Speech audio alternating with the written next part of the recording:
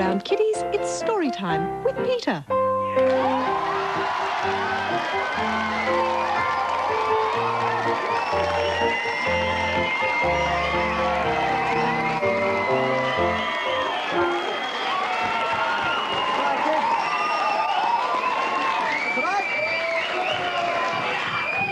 G'day kids, today I'm going to be reading to you from this top little book, right? It's a great little novel, and it's called Snow White and the Seven Little Dwarfies. Here we go. Once upon a time, there was a beautiful young princess who lived in a beautiful castle on a sort of a beautiful lake full of beautiful fish. It's pretty boring, isn't it? I've got a better one for you.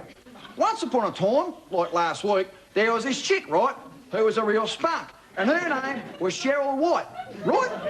But all the blokes called her Snow White, because whenever they asked her out, she'd say, Snow White. Classic. Snow White looked like this. Bit of a spunk, eh? Pretty flexible too, I'll give you the tale. So anyway, Snow White lived in a one-bedroom flat with her cousins, the Seven Little Bogans. There was Lazy, Dribbly, Dopehead, Prof, because he finished year 9, Basher and Kev. And they all worked down at Luna Park on the Dodgems, right? And they all reckon Snow White was a top bird. And she liked them so much, she used to make them biscotti on toast every night. Everyone loved Snow White except the wicked old dragon, who worked in the fish and chip shop and lived in the flat next door.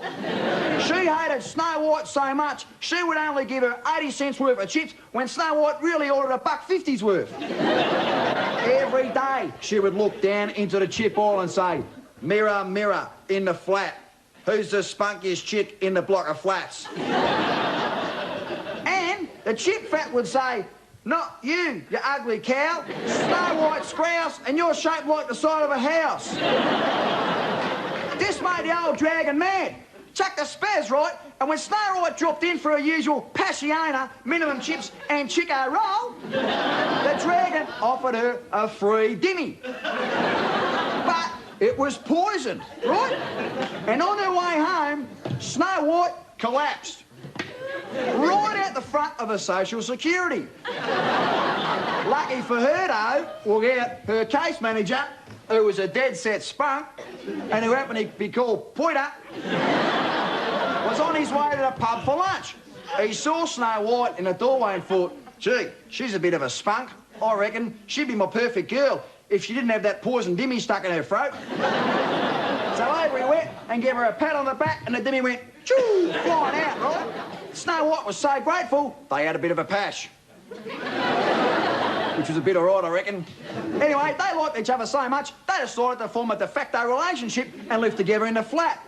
Unfortunately, right, Poiter discovered that the Seven Little Bogans were collecting the dole as well as working. So, he kicked them off the dole and out of the flat. In you go. Yeah. Don't come back. And they all got the sack from their jobs at the Dodgems. Bummer. Ah, well, can't help bad luck, I suppose. Anyway, that's all for today. Well, let's finish on a song. Hi-ho, hi-ho, it's off the dole we go.